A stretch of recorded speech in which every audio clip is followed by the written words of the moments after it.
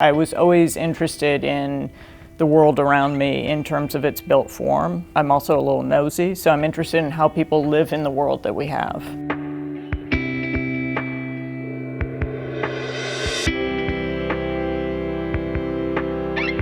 I've always been interested when walking down the street at looking in windows and sort of seeing how people live within the house, but also how a house is on the street.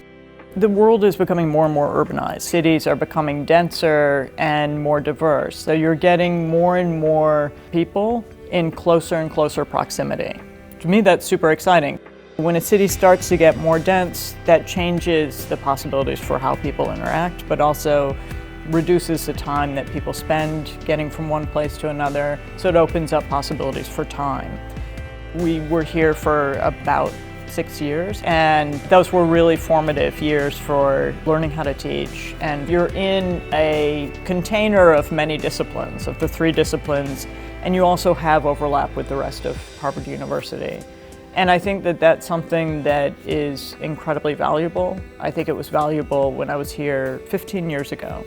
I think today there is more acknowledgement that design affects our lives. Think how beautiful the phone in your pocket is.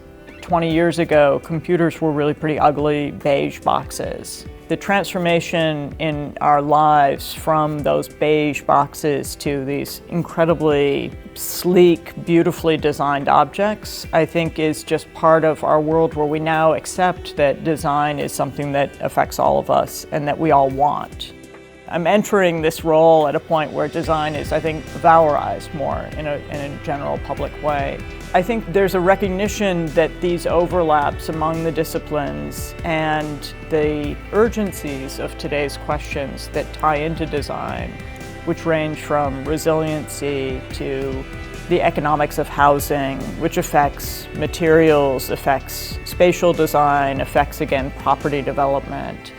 All of those questions that are urgent today in the world, questions of economy, questions of environment, questions of politics, questions of social value, have design repercussions. And I think that for them to be best addressed, they have to be addressed across the scales of the 3 departments, through engineering and relationships to design and technology, through the relationships with the law school and the Kennedy School for Politics and Policy, through relations with FAS in terms of understanding culture and what it means for cultures to come together. To me, that's really exciting. I'm coming from a 1-department school, and it's a really nice thing to be able to think about those connections being a big part of this next phase of my life, and I think of design more generally.